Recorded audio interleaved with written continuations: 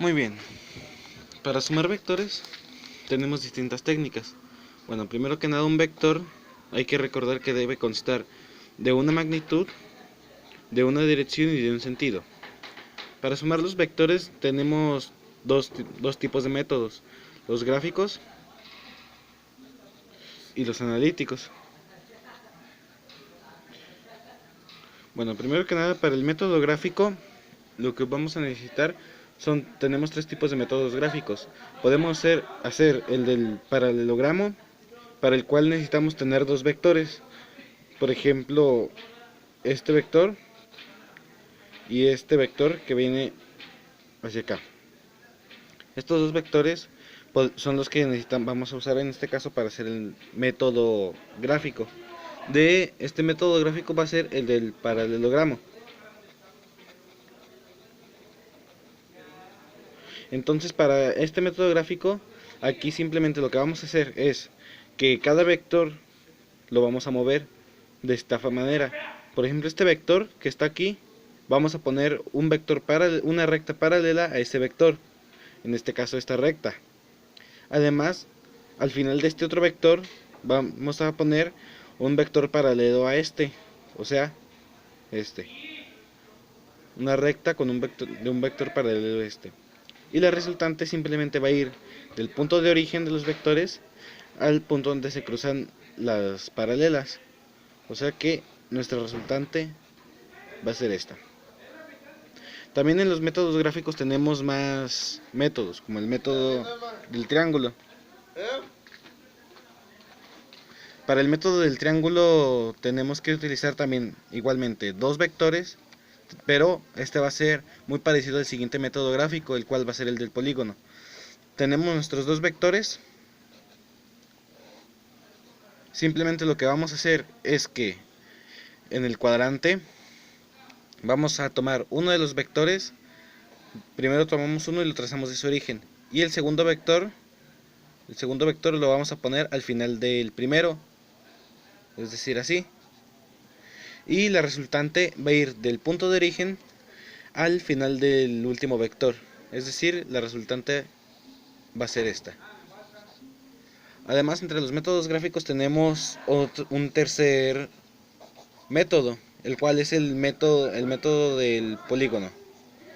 Muy parecido al método del triángulo, solo que la diferencia es que aquí vamos a usar tres o más vectores. Por ejemplo, en este cuadrante que tuviéramos estos tres vectores, uno hacia acá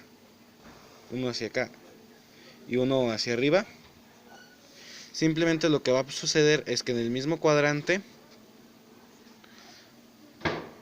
vamos a poner 1 a partir del punto de origen.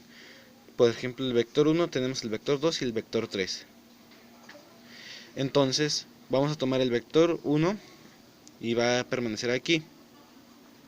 Después el vector 2 lo tomaríamos y lo pondríamos al final del primer vector, al igual que como sucedió en el método del triángulo.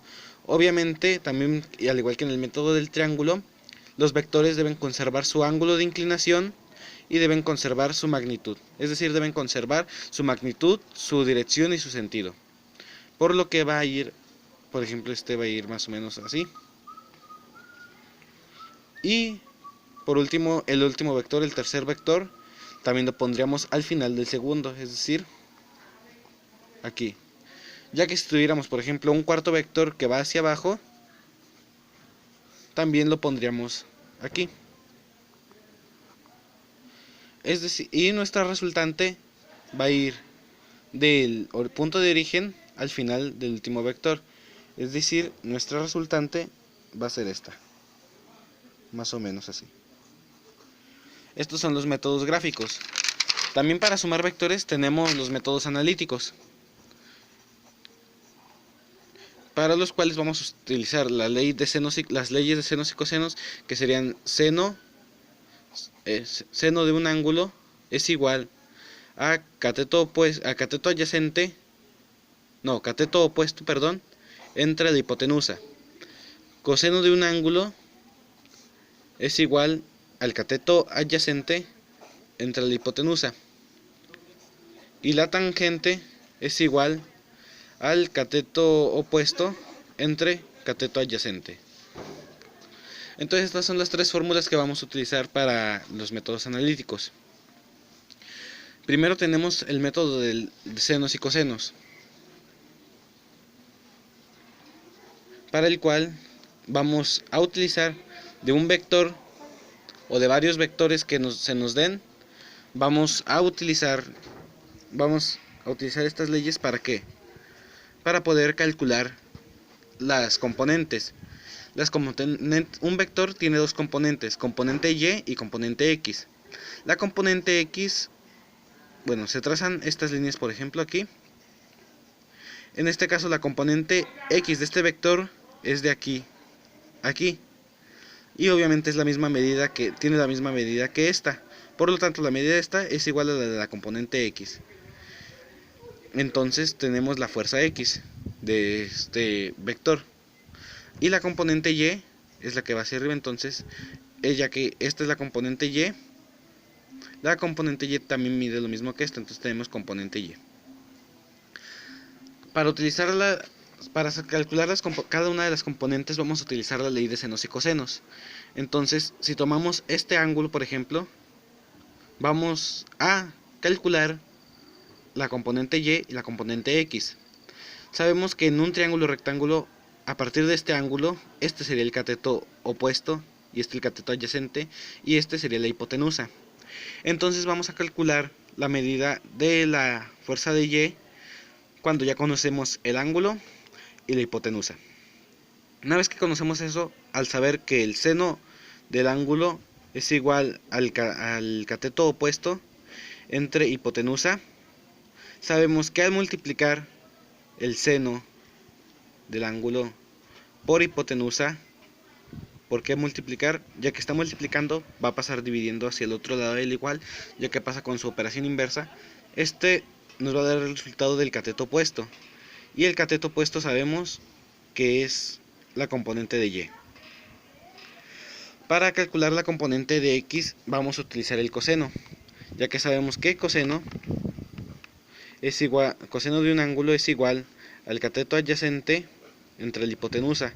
Por lo tanto, el coseno de un ángulo multiplicado por su hipotenusa nos va a dar el cateto adyacente, el cual en este caso, al estar tomando como referencia este ángulo, la fuerza de X es igual al cateto adyacente, que es el de aquí. En cambio, si tomáramos en cuenta este ángulo, cambiaría, ya que tomaremos de referencia este ángulo. El cateto opuesto sería la fuerza de X, y el cateto de Y sería el cateto adyacente. No sé si se note, pero aquí está la fuerza de X de este ángulo viene siendo su cateto adyacente, mientras que de este ángulo es su cateto opuesto. Y por eso es que cambian. Una vez que podemos calcular las componentes, cuando se calculan las componentes de un vector, se van a sumar. Entonces, esta ley de senos y cosenos nos sirve para calcular los componentes. Además tenemos el otro método, que es el método de las componentes,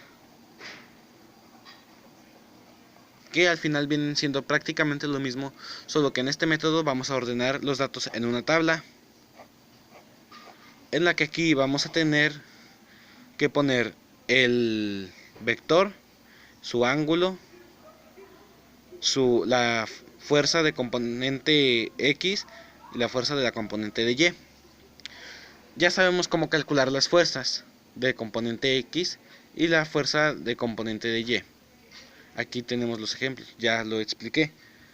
Ahora bien, simplemente lo único que tenemos que hacer es que una vez que las podemos calcular, vamos a calcular la de cada uno de los vectores y se van a sumar. El resultado de esa suma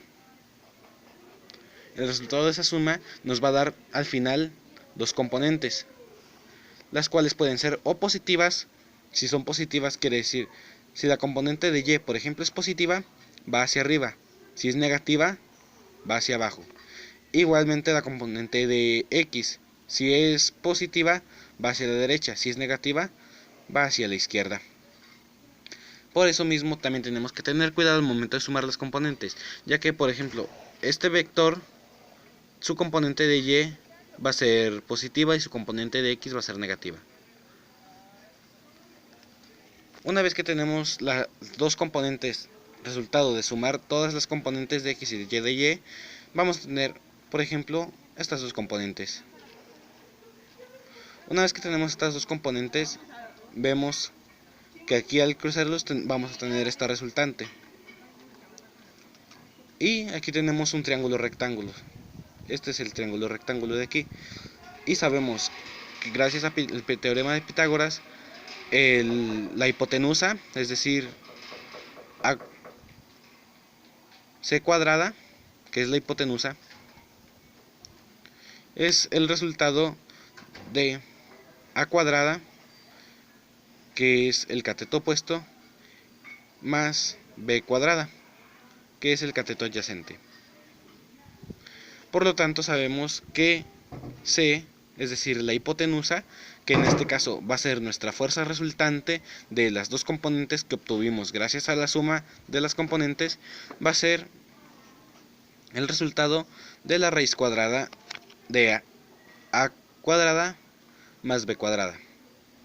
Entonces así es como calculamos cuál es la magnitud de nuestro vector.